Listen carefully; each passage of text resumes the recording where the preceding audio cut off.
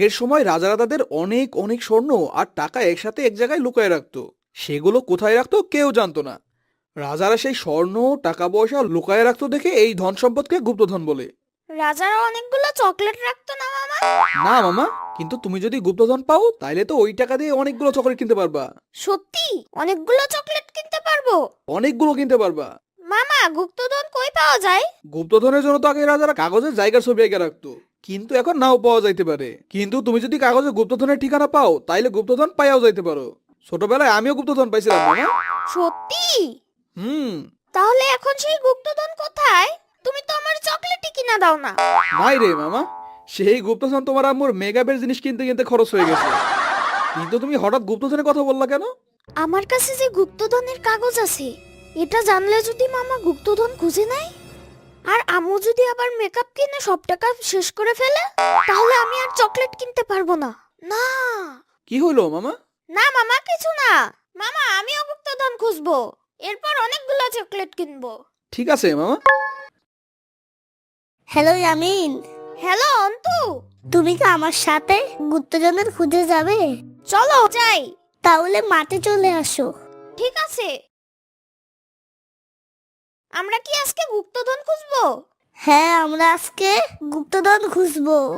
ঠিক আছে। এই কাগজে তো পুরনো বাড়ি আর পার্কের ছবি দেয়া। অন্তু, এইটা কি সেই পুরনো জঙ্গল বাড়ি না?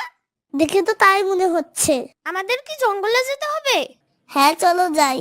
কিন্তু জঙ্গলে যদি ডাইনোসর থাকে? জঙ্গলে ডাইনোসর? জঙ্গলে ডাইনোসর কোত্থেকে আসবে? তুমি কি ডাইনোসর ভয় পাও? থাকে না? না, জঙ্গলে তো ডাইনোসর থাকে না। চলো পার্কে যাই। ঠিক আছে, চলো অন্তু। এই কাগজে তো দোলনার ছবি, কিন্তু দোলনা কোথায়? এখানে কোথাও তো দোলনা খুঁজে পাইতাছি না, কিন্তু ওইখানে এই কাগজের মতো দেখতে একটা বট গাছ আছে। আরে হ্যাঁ, এখন সামনে যেতে হবে। চলো যাই। এখন আমাদের জঙ্গলে যাইতে হবে। হ্যাঁ, কিন্তু কোন দিকে যাব? পার্কের পুকুরের দিকে যেতে হবে। পার্কের পুকুরের দিকে?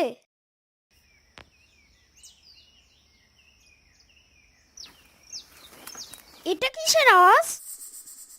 উড়ি বাবা রে, ডাইনোসর! আ!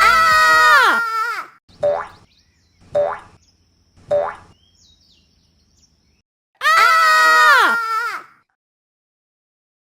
হ্যাঁ, এটাই তো সেই জঙ্গল বাড়ি। কিন্তু এটা এমন ভাঙা কেন? অনেক পুরনো বাড়ি তো, তাই।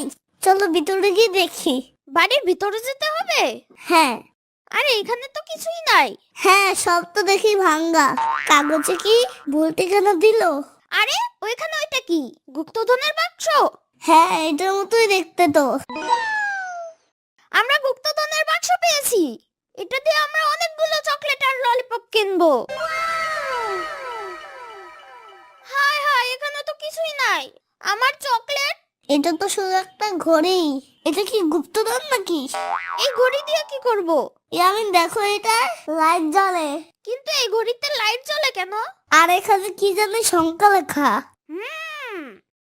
ইয়ামিন, ঘড়িটা আমাকে দাও। না, এই ঘড়ি আমার। ঘড়িটা আমাকে দাও। না, এই ঘড়ি আমার।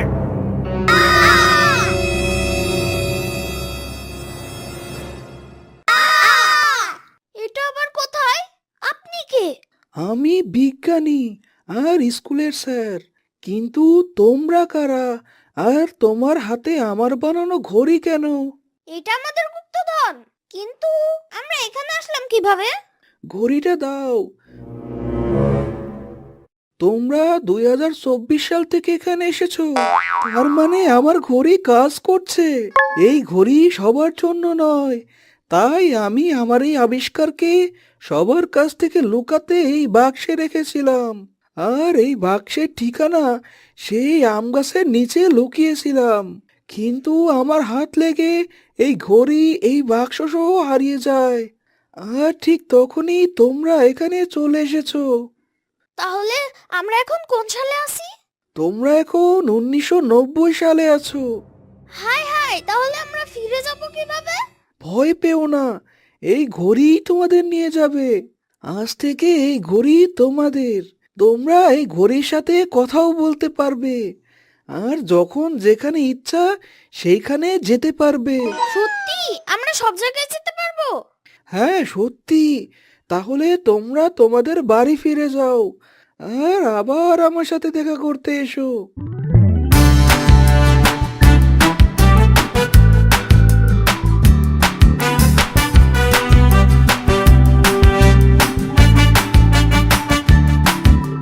চলো বাসায় যাই।